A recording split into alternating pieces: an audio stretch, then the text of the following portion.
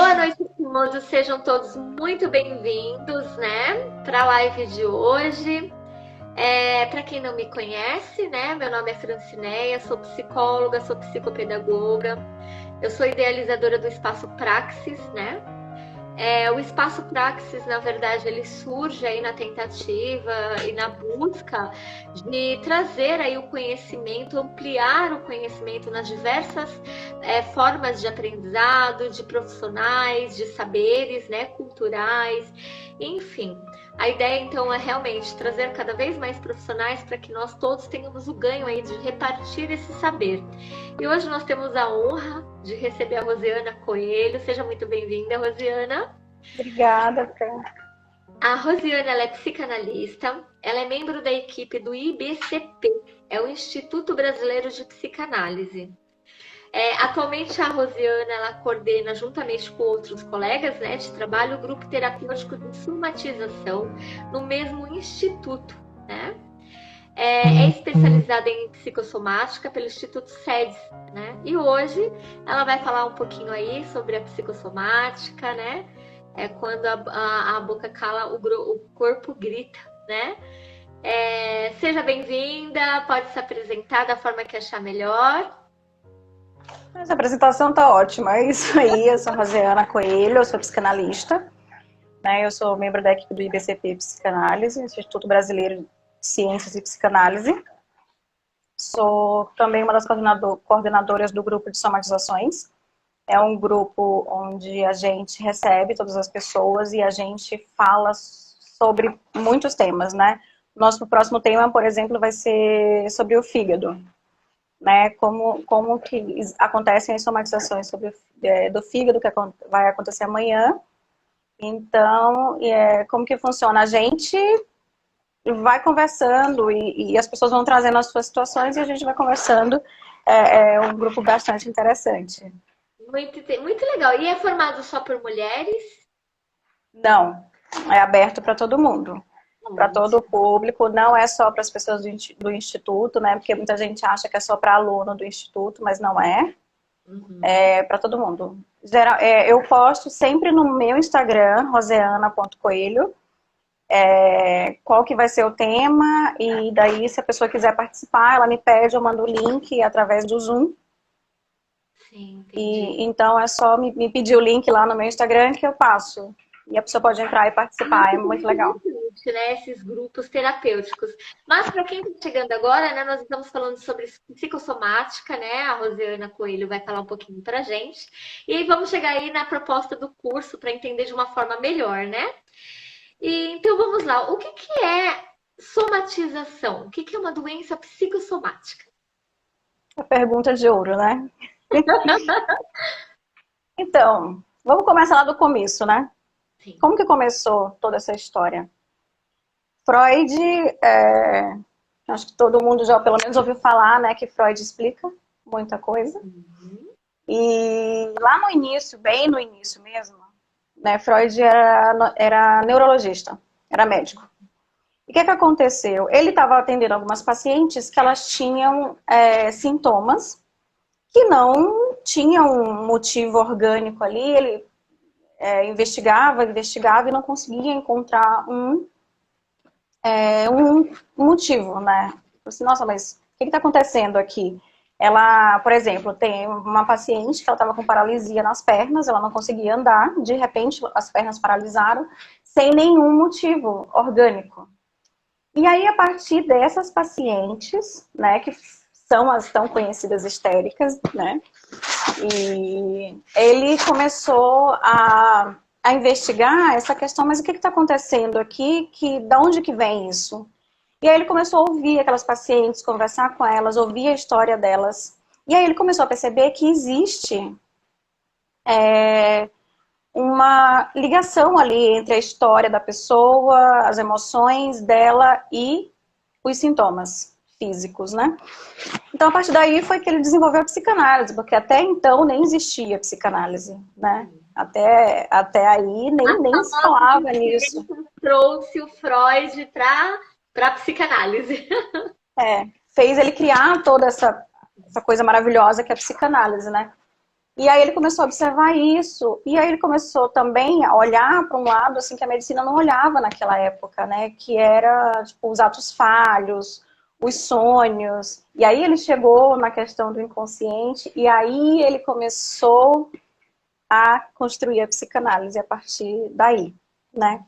De todas essas questões do inconsciente.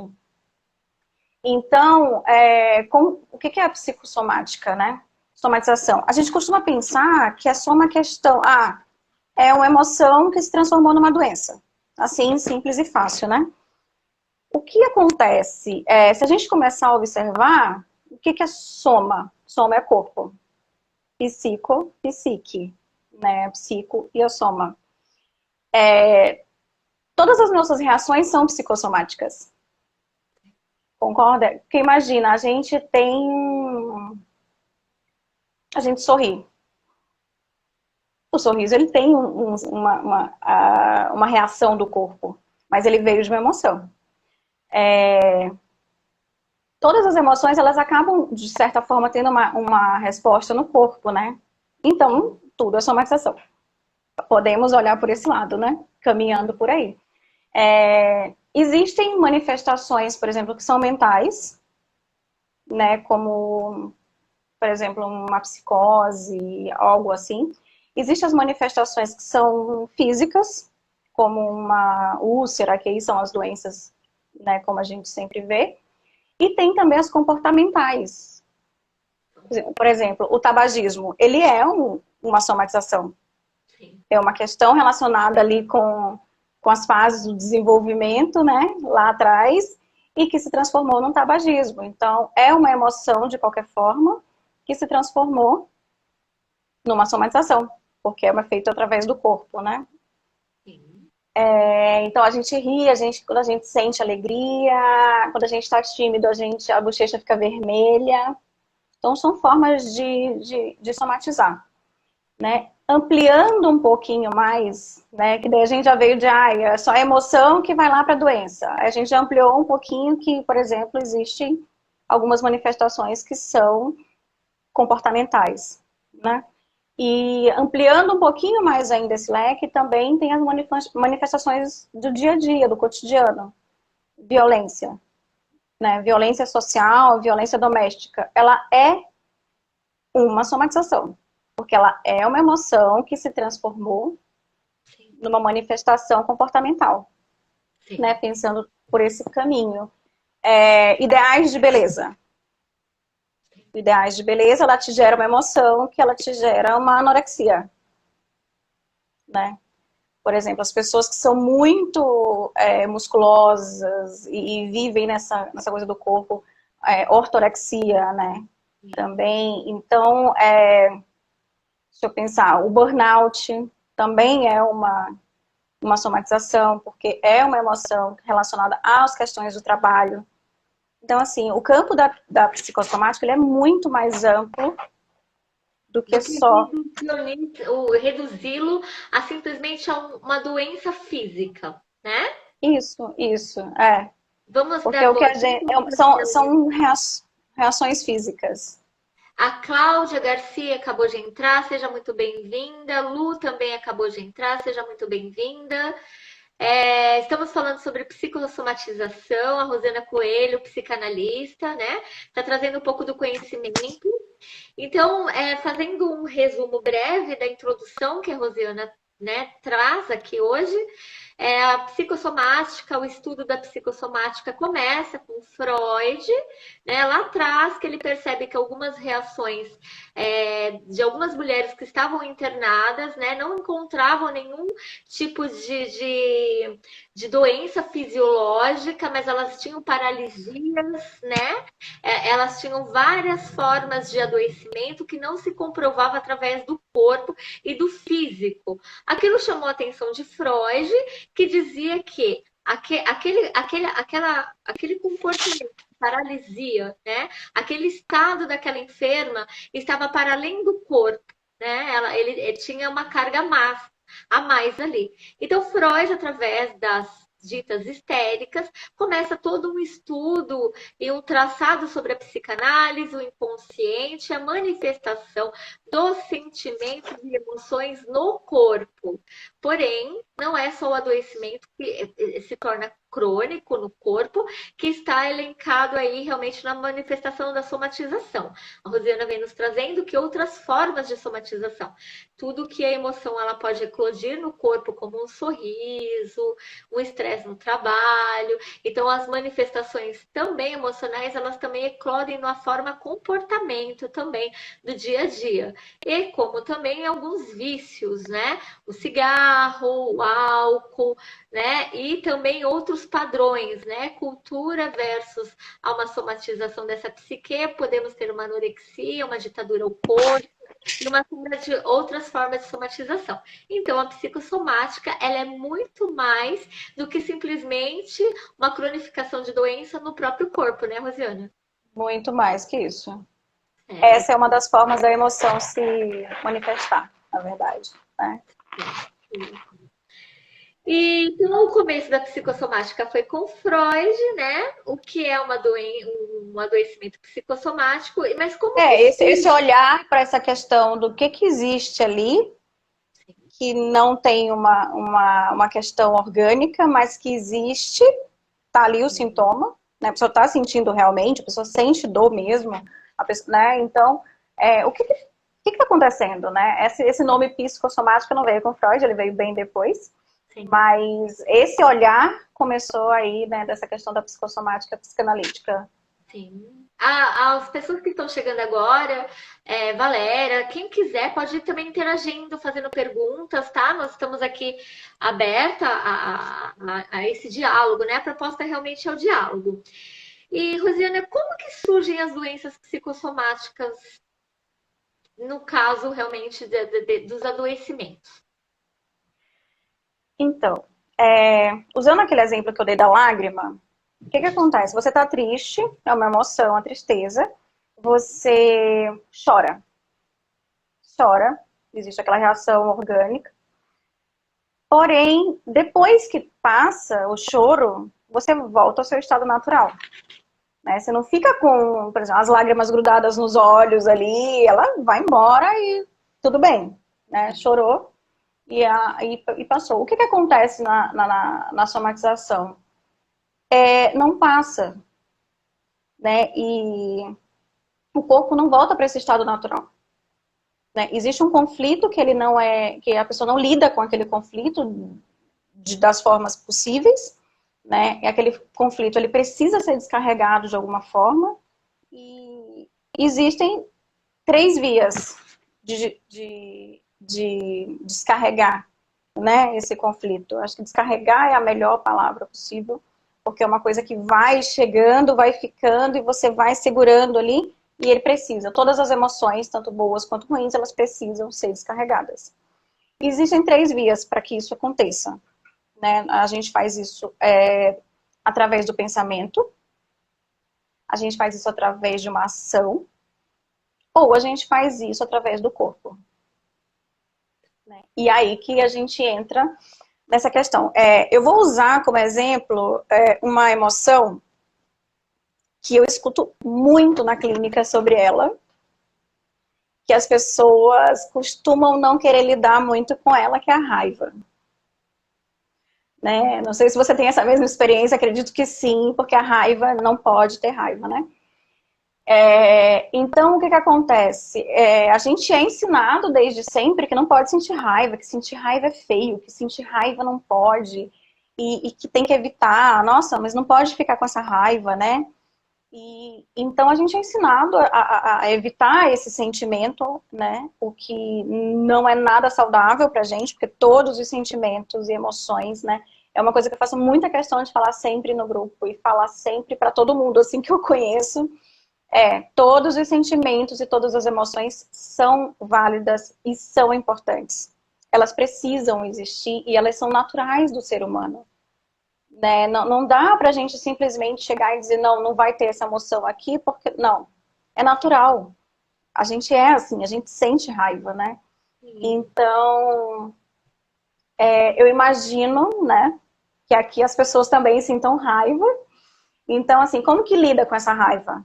Né? Então, o que a gente pode fazer? A gente pode usar o pensamento, que é usar os nossos recursos internos, as nossas forças psíquicas, né, para avaliar aquela raiva, para sentir aquela raiva, para acolher aquele sentimento, olhar para ela, ressignificar, né, entender e aceitar que é sim uma emoção natural e que, olhando para ela, dá para mudar a situação, né? Isso é uma das formas, a primeira via do pensamento. A segunda via é a via da ação, que é, tô com raiva, vou quebrar tudo. E aí quebra tudo, e briga com todo mundo, e grita, esperneia e tal. Bate nas pessoas, né? Como a gente falou, na violência social. Por exemplo, uma briga de trânsito. Né? É uma frustração que acontece ali em algum momento, que a pessoa já vem trazendo junto com ela e acaba explodindo e saindo pela via da raiva. A raiva acaba saindo pela via da ação e da agressão, né? E é uma ação. E existe a via do corpo. Se você não consegue lidar com a raiva ou com qualquer outra emoção pelo pensamento, se você não descarrega isso através de uma ação, tem gente que vai correr, né? Tô com raiva, vou correr. Tem gente que vai... faxina é muito bom para raiva, né? Faxina resolve muita raiva, vai fazer faxina, vai arrumar o guarda-roupa, vai fazer qualquer coisa né, que lide com aquela situação. Mas não, tem gente que não. Que fala assim, ai não, mas eu não posso sentir raiva, vou deixar ali do lado, porque raiva não é uma coisa que eu possa sentir. Eu não sinto raiva, imagina, raiva não pode. E aí acaba, inconscientemente, liberando pelo corpo.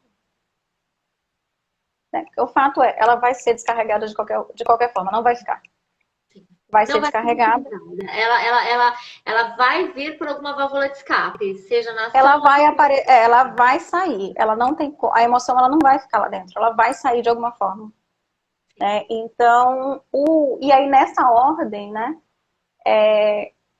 que a gente funciona. Mas se a gente tem muitos recursos, se a gente tem um eu fortalecido, a gente consegue utilizar essas ferramentas internas que a gente tem para lidar com essa raiva. Se a gente não tem essa situação, e às vezes acontece de não ter em alguma situação, vai lá para ação. Tem gente que vai bater em alguma coisa, vai quebrar um vaso, vai quebrar alguma coisa, vai bater em alguém. Tem gente que vai correr e fazer uma faxina. E tem gente que não. Tem gente que vai adoecer e vai transformar isso em uma doença, né? A raiva, ela é bastante relacionada com doenças no fígado, por exemplo. Né? Aí já, por exemplo, a angústia, ela é bastante relacionada com as doenças do estômago. Então, por exemplo, usando esse exemplo do estômago, por exemplo, você pode sentir uma dor de estômago, né? Uhum. E, beleza, você está sentindo aquela dor lá, é uma dorzinha, aí toma um remédio. Sim. Aí eu acho que a Ivana falou de comer, né? Comer também é uma forma de descarregar, né? E usando o estômago, a gente pode falar assim, eu senti uma dor de estômago ali, eu vou tomar um remédio aqui, um sal de frutas, alguma coisa, e vai passar. E passa. E aí vai tomar outra coisa e passa, depois volta e passa, e depois volta e continua e continua. Aí essa dor começa a persistir. E aí a pessoa vai no médico.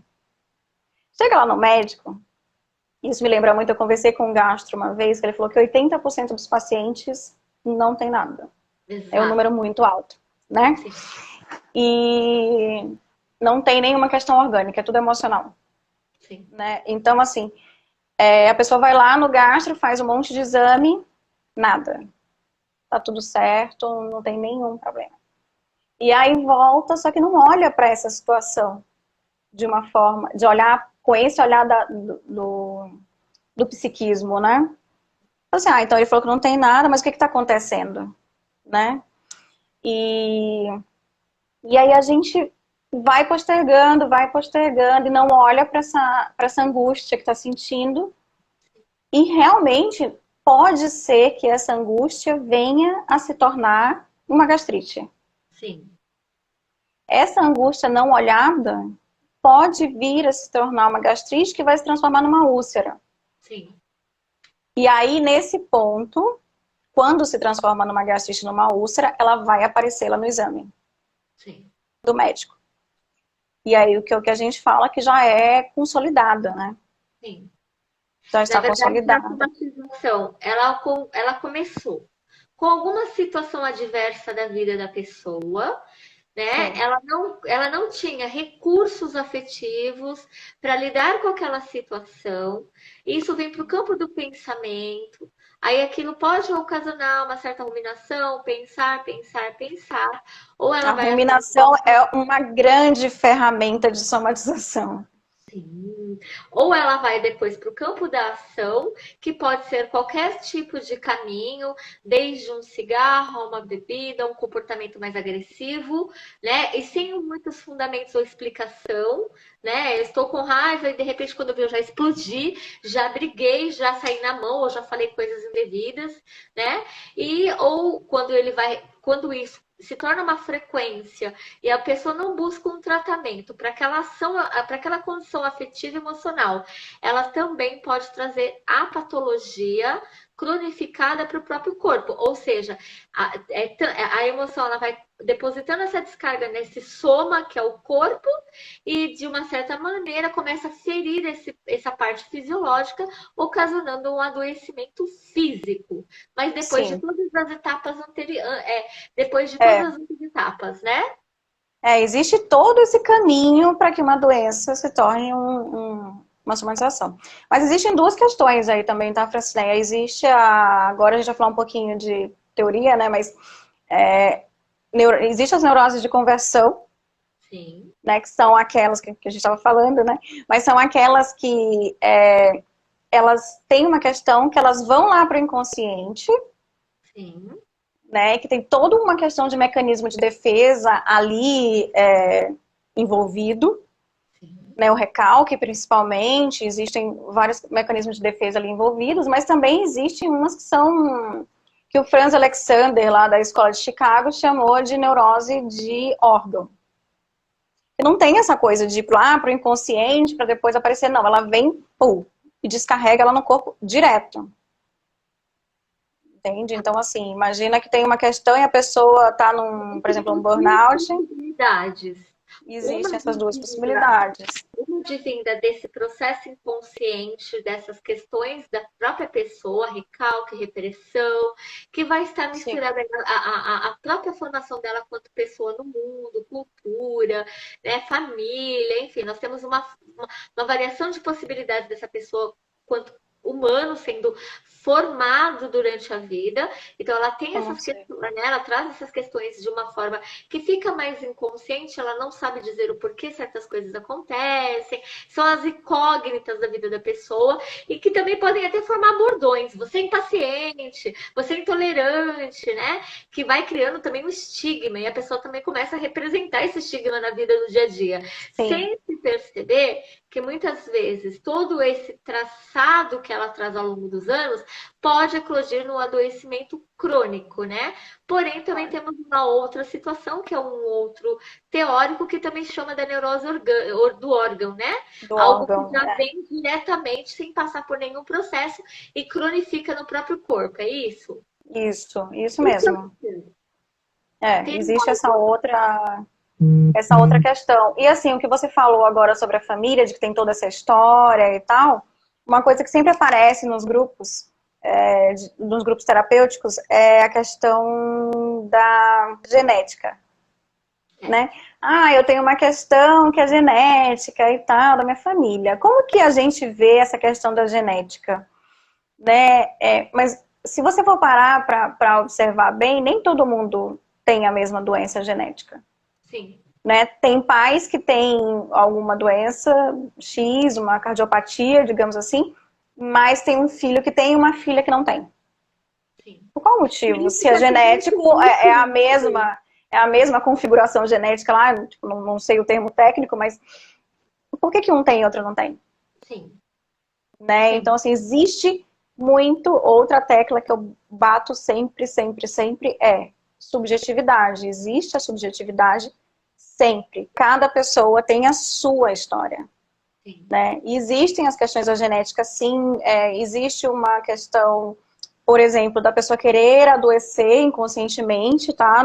Tipo, ninguém quer ficar doente, mas assim, inconscientemente, porque é uma forma de se aproximar da família, né? Já vi casos de pessoa que se sente fora da família porque não tem uma doença ali que a família tem. Exato. Existe essa outra possibilidade também. No caso, vamos lá, né? Existem essas doenças que são ditas genéticas, né?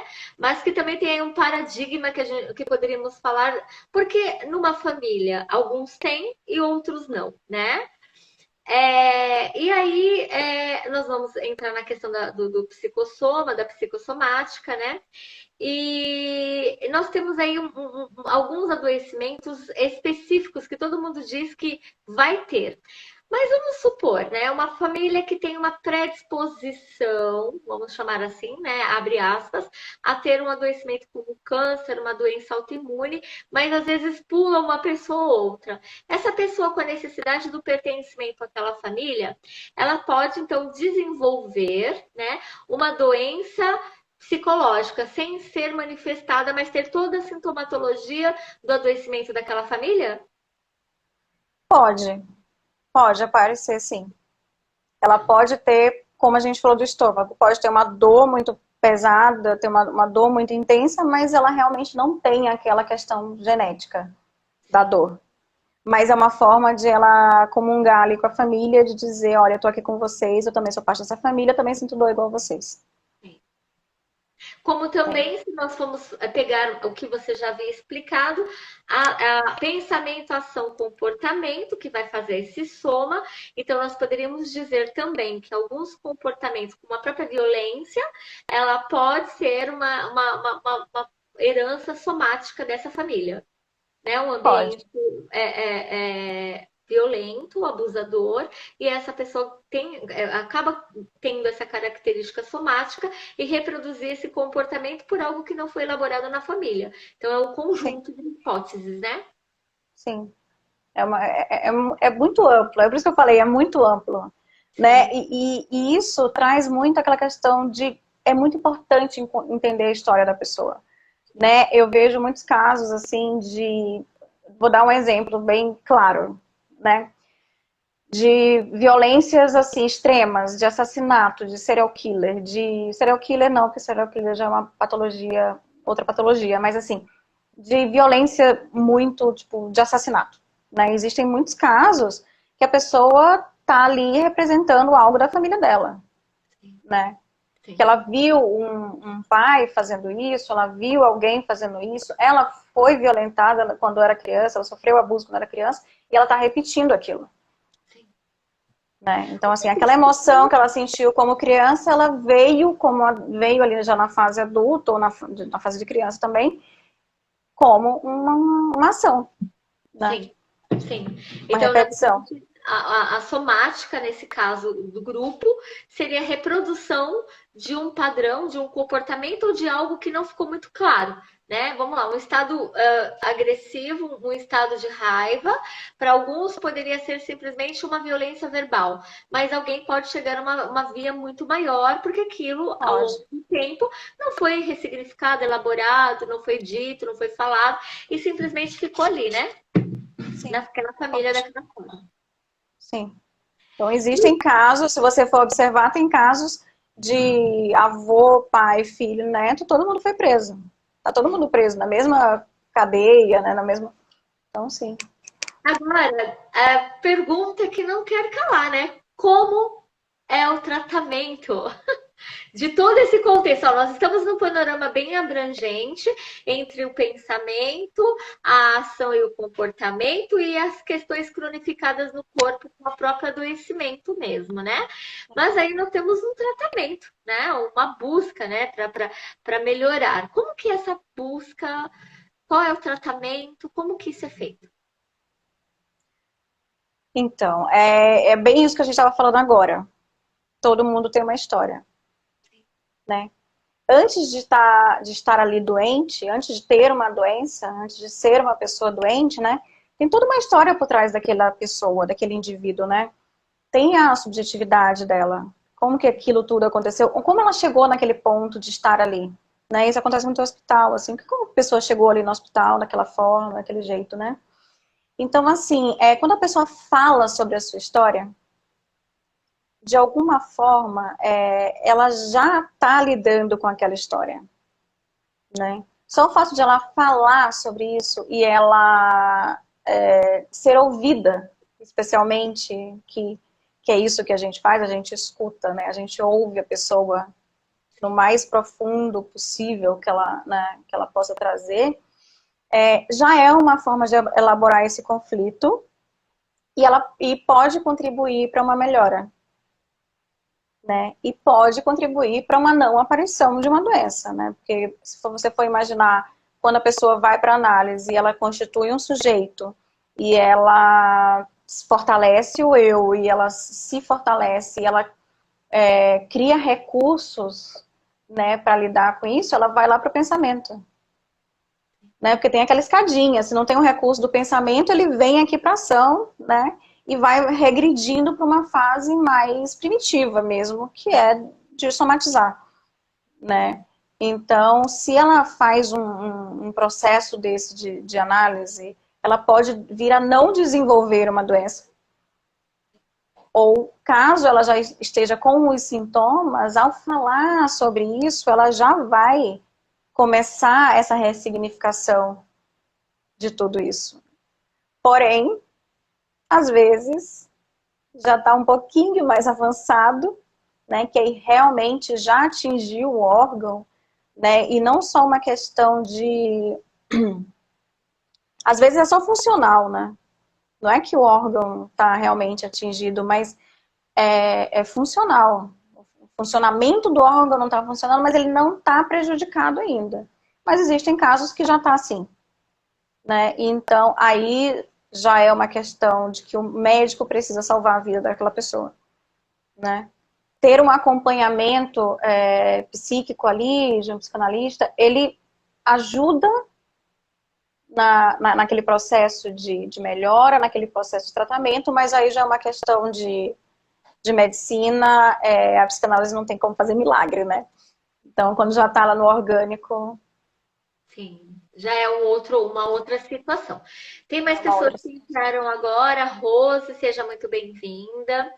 Bom, para quem entrou um pouquinho depois, né? Hoje nós estamos recebendo aqui no Espaço Praxis a Rosiana Coelho, ela é psicanalista, né? Ela veio trazer aí, compartilhar aí nos diálogos do Espaço Praxis um pouquinho sobre a psicossomática, né? Então nós estamos falando, nós falamos, né, já o que seria uma psicossomática, né? Na verdade, a psicossomática é um tema muito abrangente, é muito mais do que simplesmente eu tenho raiva, meu fígado dói, né? Pode ser, vai muito além. Né?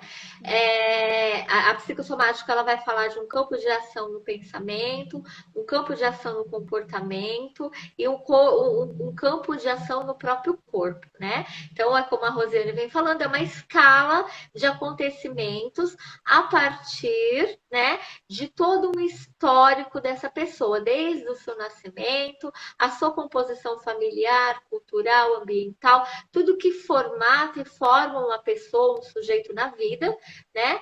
E aquilo que fica na prática psicanalítica, né, do inconsciente, né, fica represado, fica reprimido, recalcado, aquilo que não tem nome, né, aquilo que foi esquecido, né, toda essa vibração, essa pulsão, essa energia psíquica que é desconhecida muitas vezes pelo sujeito, de vez em quando essa portinha abre, essa energia sai e ganha algum campo. Né? Então, alguns dos campos podem ser alguns pensamentos que ficam ruminando, sejam ela de problemas do cotidiano, seja de preocupações, seja referente a alguém ou a si mesmo, aquilo fica ali martelando na pessoa. podendo passar para o campo da ação, que podem ser as explosões de agressividade, de raiva, também pode ser endereçada a algum tipo de vício, fumo, álcool. O silêncio também, né? A pessoa introvertida que se fecha, que se cala, que vai para um quarto escuro também, né? Rosiana, é um campo de ação, não Uma é? somatização. Sim, é uma somatização. Ela tá pegando aquele corpo e deitando numa cama e ficando lá. É uma forma de agir também, né? E Sim, pode somatizar, pode transformar numa somatização. e a pessoa que sente muito sono, né? A pessoa que, vamos supor, passa, dorme à noite, dorme durante o dia, tem pouca disposição, também é uma ação somática, né? Que está dizendo algo sobre essa pessoa, né? Vamos pensar da seguinte forma: vamos tentar trazer algumas problematizações aqui para o assunto da psicossomática, porque é muito grande, né? Mas vamos pensar aí que é um sujeito minimamente organizado, né, em sua funcionalidade psíquica, né?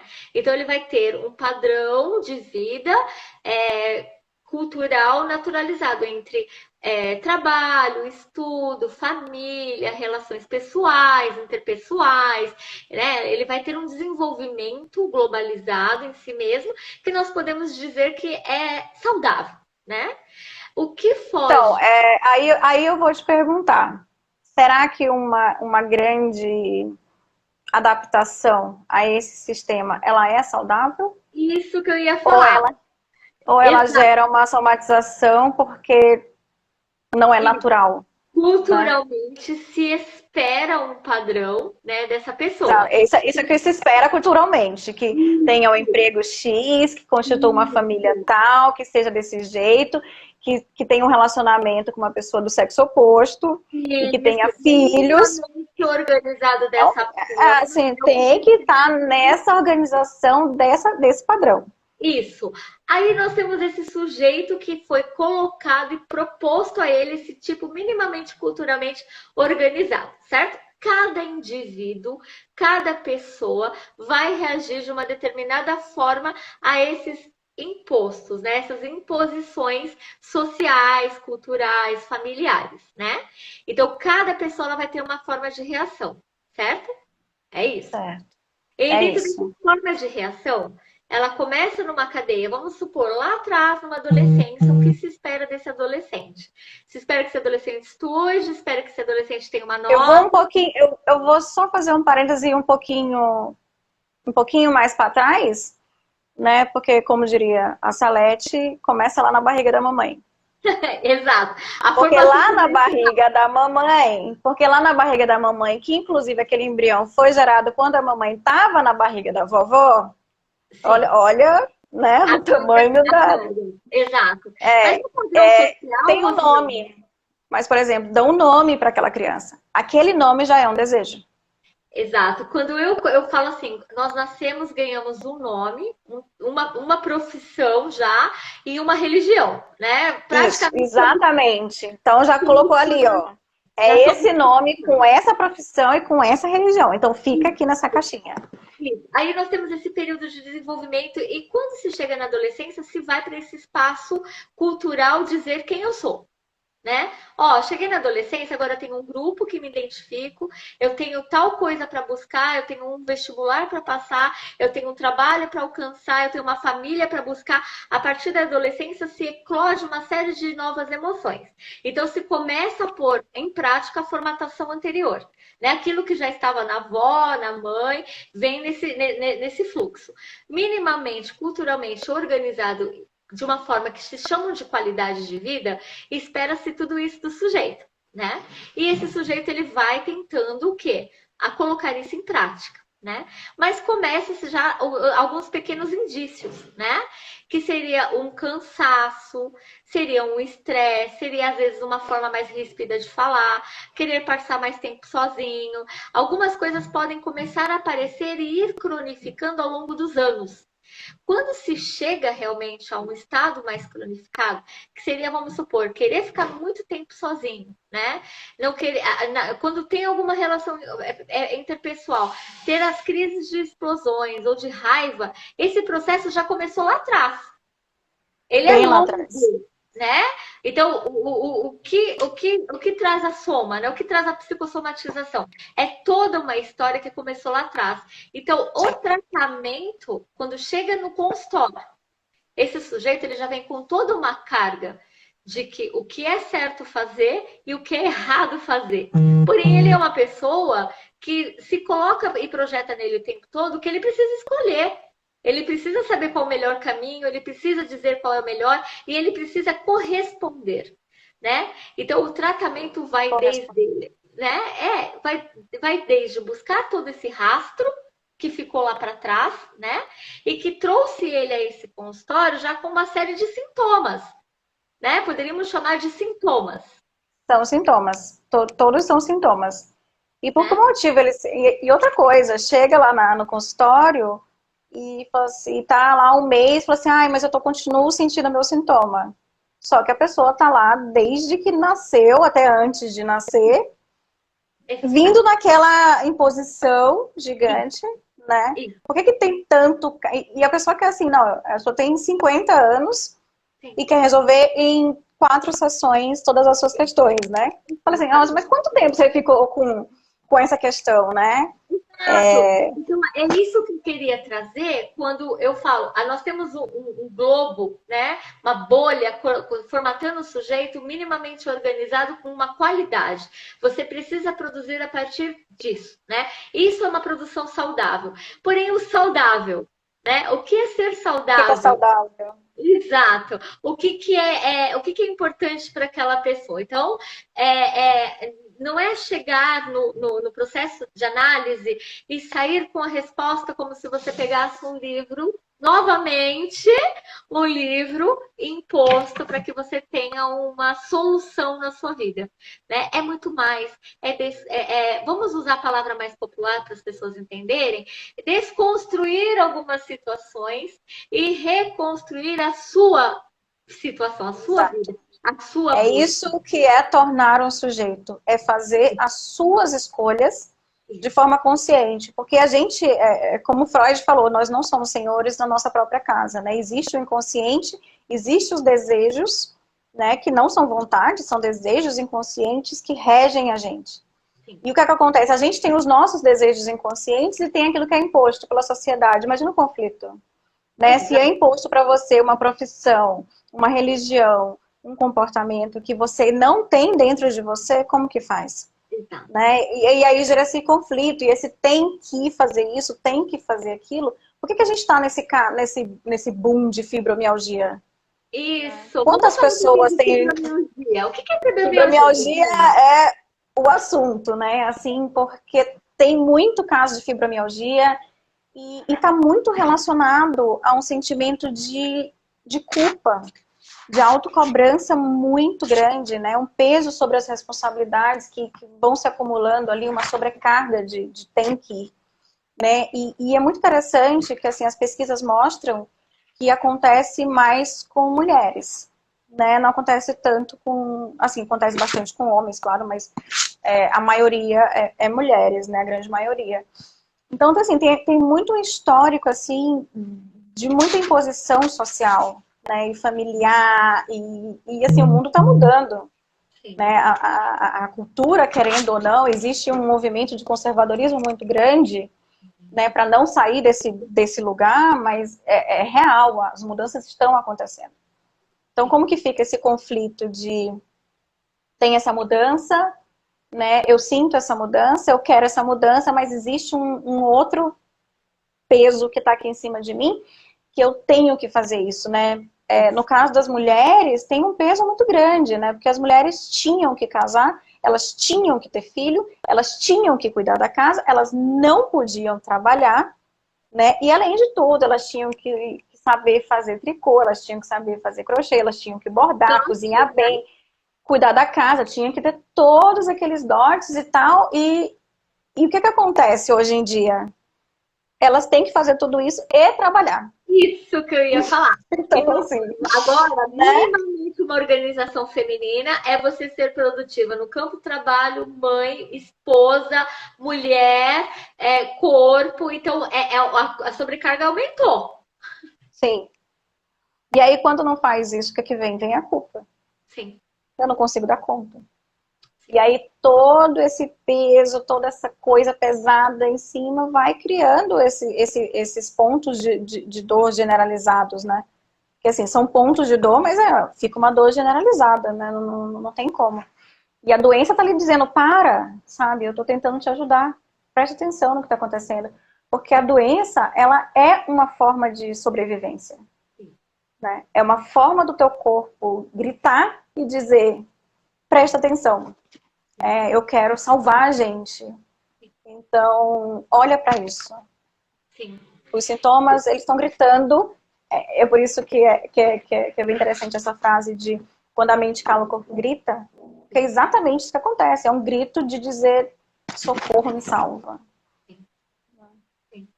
E a fibromialgia, ela tem picos de surtos, né? Ela tem alguns momentos em que a pessoa ela fica mais agravante, as dores impossibilitam, existem internações, às vezes, para medicação, porque a dor se torna insuportável, não é?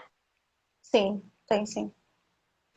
É que, assim, os pensamentos obsessivos, eles levam muito. Porque imagina se a pessoa está fazendo um tratamento psicológico, psicanalítico e tal, e ela tem fibromialgia. Ela vai ter que fazer um outro tratamento, né? Porque ela tem muita dor. Ela vai parar no hospital por dor, Existe né? uma faixa etária que fica mais enquadrado as crises de fibromialgia entre as mulheres, maior entre as mulheres, alguma faixa de idade ou qualquer idade, não que não apareça em qualquer idade, mas tem algum histórico que a gente possa quantificar a Olha, idade? eu não tenho certeza agora, tá? Eu vou te falar que eu sei que por volta dos 40 anos ali. Mas eu não tenho certeza dessa faixa etária certinha, mas ali por volta dos 40 e poucos anos, 40 anos. É. Mas do que você está dizendo, eu já tive conversando com outros profissionais, parece que realmente aos 40 anos é a transição da mulher, né? Todo aquele projeto inserido no contexto família, de ter uma família, de ter uma profissão, de ter os filhos, de educar bem, de ser aquela mulher super produtiva. Ao chegar aos 40, que é a possibilidade de iniciar a travessia da menopausa, né? Parece que existe também alguns conflitos dentro desse aspecto. Né? E parece que é onde realmente eclode mais. Foi o que eu também, alguns profissionais me trouxeram como adendos de consultório, enfim, que é um processo um pouco mais difícil para a mulher, que é essa transição de idade, né? Tanto da questão do corpo, da menopausa, não sim questões químicas, mas assim da cultura, da cobrança, né? Dessa mulher que ela da produtividade dessa mulher, mas não só no campo profissional, mas agora também na questão orgânica, né? A menstruação que se torna irregular, o corpo que vai modificando, o padrão de beleza que vai mudando, né? Então, uma série de outros contextos que vêm reforçar isso nessa preocupação dessa mulher de uma forma social. E que criam sintomas que, por sua vez, né, vão criar doenças. Sim. Caso não sejam trabalhados. Criança somatiza? Criança somatiza. Criança somatiza. Porque se for levar em conta a questão da psicoembriologia, o que aconteceu lá desde que a mamãe engravidou, né? Desde que os pais engravidaram até ela ter uns 5, 6 anos. O que Criança, está acontecendo na vida daquela criança? Oi? criança quando começa a ir para a escola, né? Muitas vezes tem enjoos, dores nas pernas, né? Ou algum comportamento, enfim, de não querer se relacionar, de ficar mais quietinho. Essa criança também está falando, é uma somatização, né? Também é uma somatização. É um novo É o processo. jeito dela de dizer, pode ser, né? O jeito dela de dizer, ai, não quero me afastar da mamãe. É o jeito dela de dizer, tô com medo. Sim, É a forma dela se comunicar, porque os bebês, eles não falam, sim. né? Os bebês, eles só se comunicam pelo corpo. Eles choram, né? Se Isso, eles estão com fome, eles gritam e choram. Se eles estão com frio, eles choram. Se eles estão com calor, eles choram. Se eles querem a mamãe, eles choram. Então, assim, eles se comunicam através do corpo. sim. Tá? Exatamente. A comunicação. Casos de prisão de ventre quando nasce o irmãozinho mais novo. É um sintoma e é uma linguagem. Um sintoma é uma linguagem. Exatamente. Exatamente. Muito bom mesmo. E seriam as contribuições da psicanálise para o tratamento das doenças? Então, é bem isso que eu estava falando. É esse olhar para si, olhar para os seus conflitos, olhar para a sua história e, principalmente, da psicanálise, olhar para as questões inconscientes. Essas questões inconscientes que tanto regem a gente que a gente não sabe. Né? O ato falho, Sim. os sonhos, Lapsos. que são os lapsos. Por exemplo, os sonhos são trailers do que está acontecendo, né? Então, assim, todas essas questões inconscientes, né? As contradições no discurso, a forma de falar. Então, essa contribuição à psicanálise, ela veio, né, para desvendar todo esse lado do inconsciente. Essa foi o grande legado de Freud, ter olhado para esses pontos inconscientes que não eram vistos, né? E o fato da pessoa já buscar o auxílio, a ajuda de uma análise, né? Já é o momento em que ela já começa a se olhar, se fazer um questionamento da própria vida e das situações que estão ocorrendo, sejam já de um aspecto físico, comportamental ou da relação, né? Algo Sim. que já não vai tão bem para aquela pessoa, mesmo que ainda inserido em todos os padrões que ditaram a ela desde o nascimento, né? E que começaram a eclodir na sua fase de adolescência, algo nela já diz que não vai bem, né?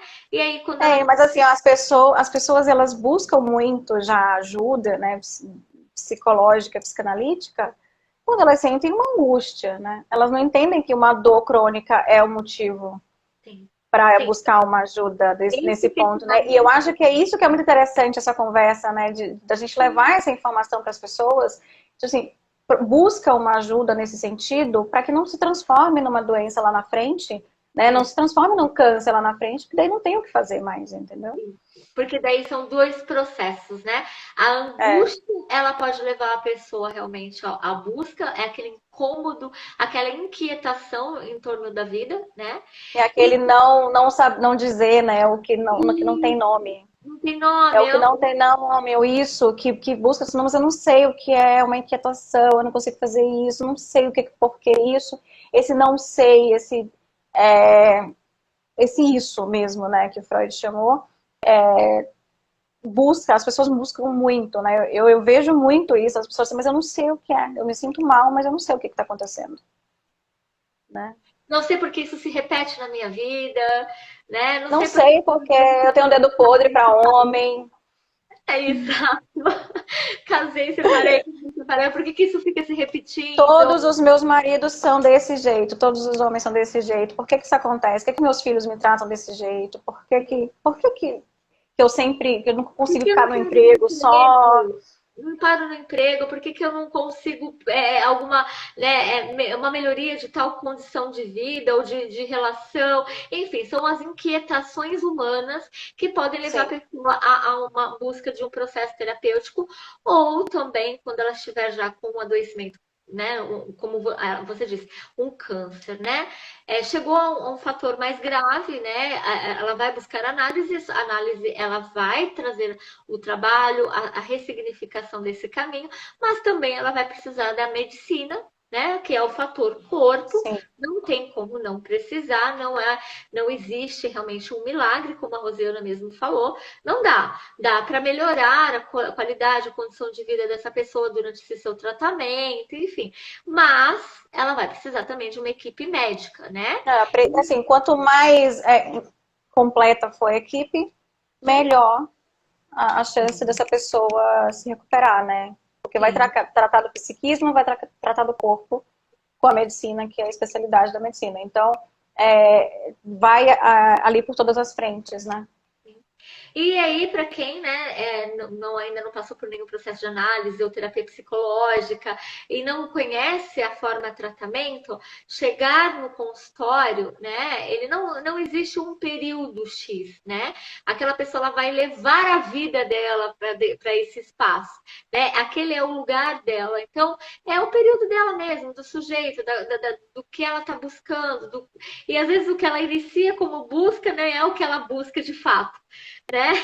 Então, às vezes a pessoa chega com uma queixa lá e aí de repente ali no processo analítico a queixa some, mas ela desloca para outro lugar, né? Tipo, eu consegui aqui um relacionamento bom, mas eu fui mal no emprego. Eu consegui um emprego bom, mas ali não tá funcionando. Aí desandou ali no casamento. Então, assim, é olhar para esse sintoma, né? A origem desse sintoma, porque os sintomas, eles passeiam, né? Ele pode ser que, por exemplo, uma dor de estômago se transforme na dor de cabeça de novo, porque ali foi, né? Depois, se não for tratada a origem daquele sintoma. Sim, da questão que ele traz, né? Então, na grande maioria, se chega no consultório com uma questão, né? Se trabalha aquela questão que pode ocorrer deslocamentos, né?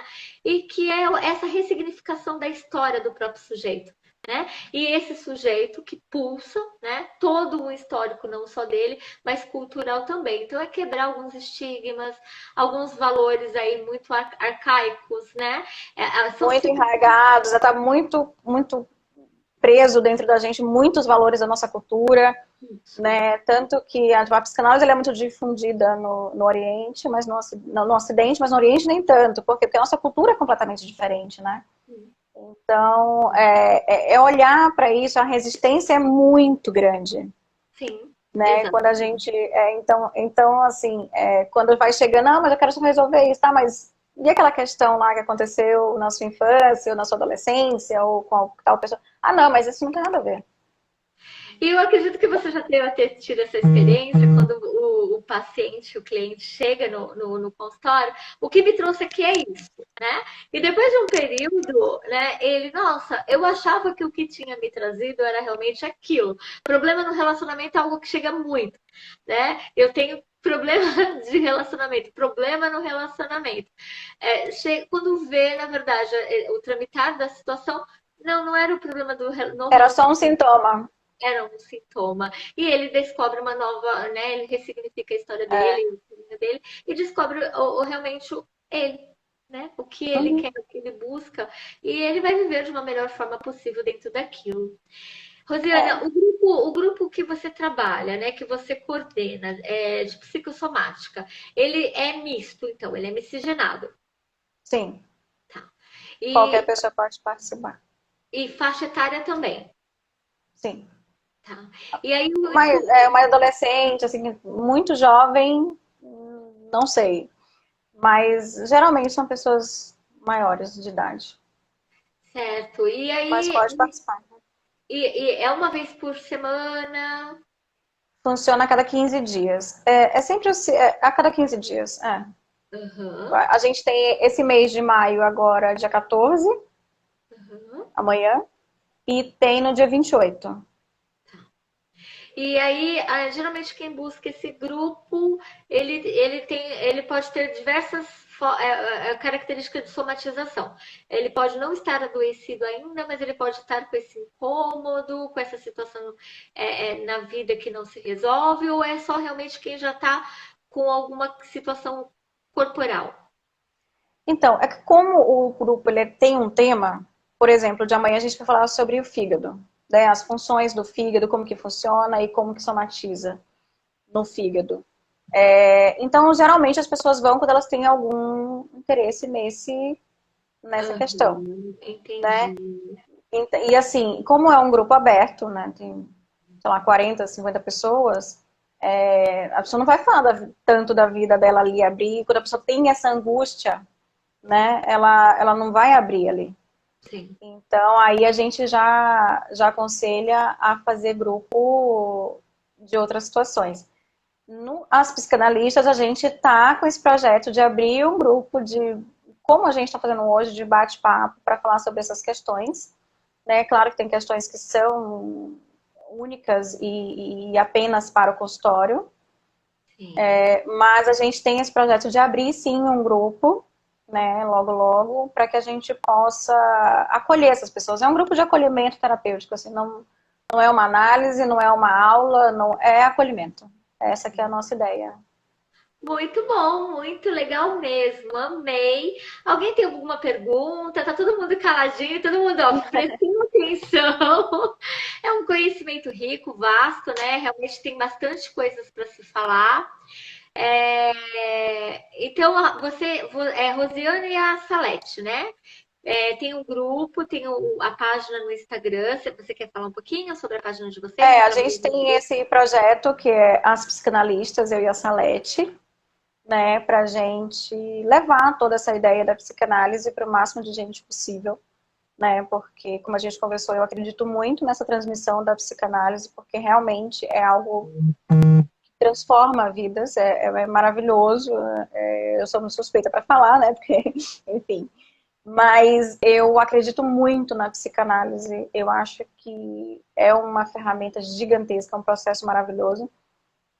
E, então, a nossa ideia é olhar para a psicanálise e olhar para as pessoas com todo com essa amplitude, né, de que é um ser social, é um ser que está inserido numa cultura, é um ser que está inserido, que tem uma família, mas que tem os seus desejos, né, e que tem a sua subjetividade, independente do que onde ele está inserido, é um ser único, né? E então essa é a nossa ideia, assim, de transmitir todo esse conhecimento de uma forma muito simples e que as pessoas tenham acesso a ele. Então a gente criou esse projeto que é As Psicanalistas. A gente tem um site que é www.aspsicanalistas.com, né? Os agendamentos podem ser feitos por lá para consulta particular. E lá também a gente vai divulgar a questão dos grupos, tanto da psicoembriologia quanto da psicanálise. A gente escreve textos para lá, né? E a gente divulga tudo no nosso Instagram, que é o @aspsicanalistas, né? Esse grupo terapêutico, como é do Instituto, eu divulgo lá no meu Instagram pessoal, que é o @roseana.coelho, né? Então, assim, mas a gente convida com muito prazer, assim, para vocês conhecerem as psicanalistas, né? Que é um projeto de entrega mesmo do conteúdo psicanalítico, mas de uma forma que todo mundo consiga acessar. Sim. E pergunta que não quer calar. Por que a psicossomática? O que te chamou a atenção para esse estudo? Então, posso falar que eu acho que desde muito nova eu olhava para essas questões e falava.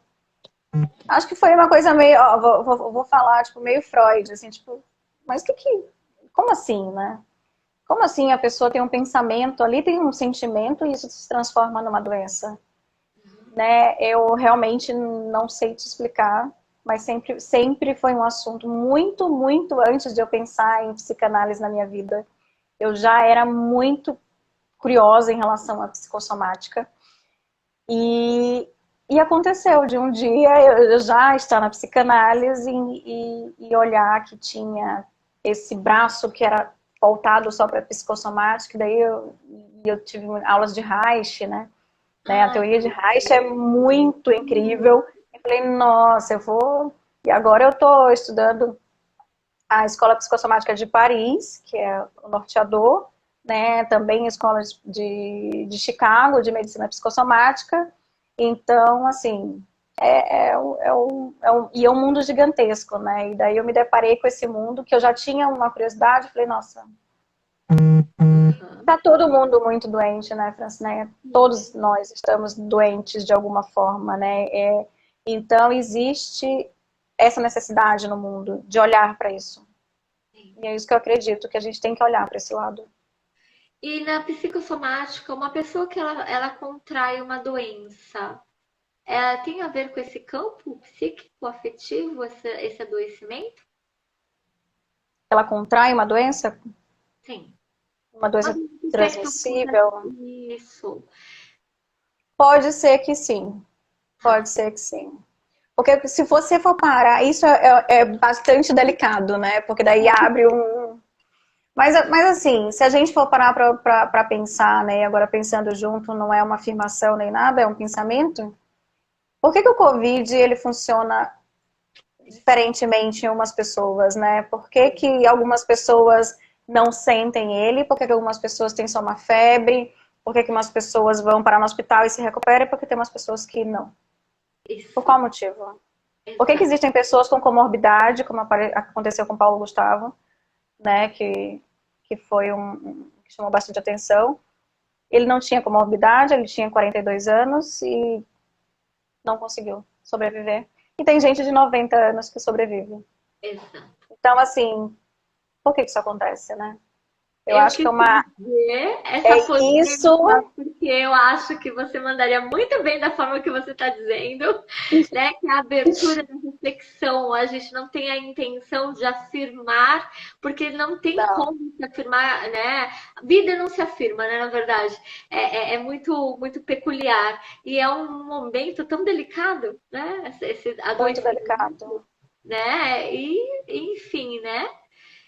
A pessoa está perguntando se a somatização e a sexualidade têm a ver. Sim. E aí a gente entra numa questão bastante teórica, que daí a gente vai lá para a fase de desenvolvimento, né, que são as fases de desenvolvimento da sexualidade, que foram determinadas lá por Freud, né, a fase oral, a fase anal, a fase genital, a fase fálica. Então tem relação, sim, com a sexualidade. Mas eu nem vou abrir essa questão, não, porque assim, mas assim, sexualidade que eu falo na questão freudiana de sexualidade, né? Não sei se é essa a pergunta. Sim, eu acredito que seja realmente talvez o ato sexual, né? Que a pessoa esteja perguntando, a prática do ato sexual, algo voltado mais para isso. Aliás, lá em cima, no começo da live, eu mesma iria fazer essa pergunta, mas ela é muito abrangente também, ela é um outro campo, a gente teria que fazer uma outra live para abordar A gente especificamente. pode fazer 10 lives aqui, ó. Porque é verdade, porque É, sexualidade dá pano para manga. dá. Né? Então, assim, é um campo gostoso também, não é um campo que nós estamos deixando excluso, mas é um campo muito mais abrangente, né? Aliás, Porque as pessoas falam, a Freud só pensa em sexo. Não precisa, não, gente.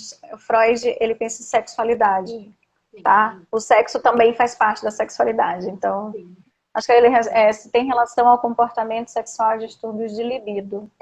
Então, tem porque o que acontece? Essa retenção de libido, ela causa, quando você retém algo, você não está descarregando algo.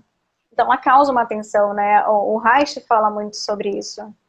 Que existe uma excitação, existe como que eu posso falar? Um pico de excitação, e que essa excitação tem que ser descarregada de alguma forma, né?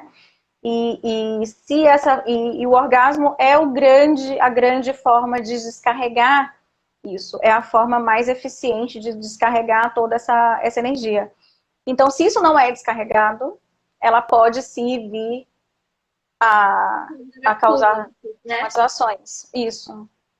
Que ele fala. Eu tive uma professora Raichana maravilhosa. Reich é muito bom de estudar, gente. Muito Muito bom. gostoso. Leiam sobre Reich. Ele é Reich muito é bom. maravilhoso. Rosiana, adorei a conversa, amei, foi muito produtiva, realmente, psicossomática, ela é muito ampla, tudo é psicossoma, né? Podemos Tudo. ficar aqui uma noite toda falando sobre detalhes da psicossomática, mas eu acho que você abordou muito bem, tenho certeza disso, né? Trouxe aí a possibilidade de uma forma natural do conhecimento, né? Sem que as pessoas pudessem absorver, entender, né? Estavam abertos a campo de pergunta, mas acho que ficou tão bem claro que elas participaram, né, trazendo algumas falas próprias, né, algumas experiências, né, do dia a dia delas, interagindo conosco, e porque estava muito, muito claro, muito gostoso esse bate-papo. Que bom. Eu agradeço imensamente Agradeço muito, muito o convite. a você ter vindo, né, aberto aí seu tempo também, e aí essa oportunidade de trazer também aí o projeto de vocês com as psicanalistas, o projeto do grupo terapêutico aí de somatização, né? Sim. Enfim, trazer um pouco da saúde mental, né? Falar que nós não somos o agora, nós somos todo um contexto amplo, entrar em processo de análise não é resolver isso em 4 semanas, você está falando de uma vida, né? Ao longo de uma estrutura, de uma vida, de uma formação que tem vários critérios sociais, culturais, né, ambientais, Ancestrais, familiares, tá tudo. que vai Assim, é um acúmulo muito grande. né? Nós aqui, quanto pessoas, somos uma carga muito maior do que simplesmente o mal-estar que eu estou sentindo naquele momento porque eu não dei certo no relacionamento. É muito antes disso, né? É muito Muito mais antes. que isso. Né? Isso é um sintoma, é uma consequência, é um sintoma de tudo que tem sido construído né, durante toda essa vida. E conforme a própria Rosiana falou, é chegar antes de que isso realmente aflige o corpo, um adoecimento muito sério, né? Um adoecimento realmente que vai equivaler aí talvez um tratamento para o resto da vida. Então, chegar antes, né? Porque nós temos um É, estigma de saúde mental do adoecimento da loucura, né? Então as pessoas eu acho que entendem. eu acho exatamente isso que eu queria falar agora, é assim, gente, vamos parar com essa história de que o psiquiatra é coisa de louco e que psicólogo é coisa de louco, que psicanalista é coisa de louco. Não é, tá? Todo mundo tem uma questão psíquica. Do mesmo jeito que o orgânico precisa ser cuidado, do mesmo jeito que você vai no cardiologista, você tem que ir no psiquiatra caso você sinta algum sintoma. Né? Isso. É exatamente a mesma coisa. Eles se formaram ali na mesma na medicina, só que um vai num órgão, o outro vai no outro. É isso. Então, assim, tem que parar essa estigmatização da saúde mental, né? Que a saúde mental ela influencia muito no nosso corpo. Sim, Muito. somos esse campo energético mental, né? Nós somos isso. É uma coisa só, é entrelaçado ali o tempo todo. É a mente e o corpo, a mente e o corpo e a mente Não funcionando dá o tempo todo juntos. Não dá. Não dá. Então, assim, de quebrar um pouco desse paradigma aí de que é só quem realmente é louco ou quem realmente tem um transtorno para estar no consultório. Não, ele é profilático também, ele é preventivo. Sim, Chegue-se antes, né? Trabalhe as questões antes de que elas estejam realmente tão enraizadas nessa pessoa a ponto de estar muito acamada, muito adoecida, né? É possível se cuidar, é possível ter qualidade, saúde mental é algo que está em pauta, que é uma das minhas ideias com o Espaço Praxis, né? Quebrar um pouco desse paradigma aí. É possível sim. cuidar da saúde mental sem esse estado taxativo de loucura, né? É Então, preciso cuidar da saúde mental. é preciso, é necessário, faz parte da vida, é vida. Cuidar de saúde mental é vida, né? E quebrar não só esse paradigma, como uma série de outras questões que a cultura nos impõe, como nós falamos, nascemos com um nome, com uma religião, com uma orientação sexual e temos que seguir esse padrão que é dito minimamente organizado. E muitas vezes é o que desorganiza, né? Cuidado com os tem que para uma fibromialgia não aparecer. Só. Não tem que. Obrigada, então. Adorei o Obrigada, bate-papo. Francineia, adorei. E vamos aí conversando aí pelas redes sociais para uma próxima live, quem sabe, tá certo? Segue a gente lá, nós psicanalistas, todo mundo. Qualquer dúvida, qualquer pergunta, a gente está lá à disposição. E, Francineia, muito obrigado. Adorei o nosso papo e só chamar que eu venho de novo. Opa, obrigada. Tá bom? Beijo, gente. Uma Boa ótima semana noite. para todo mundo. Boa noite. Tchau.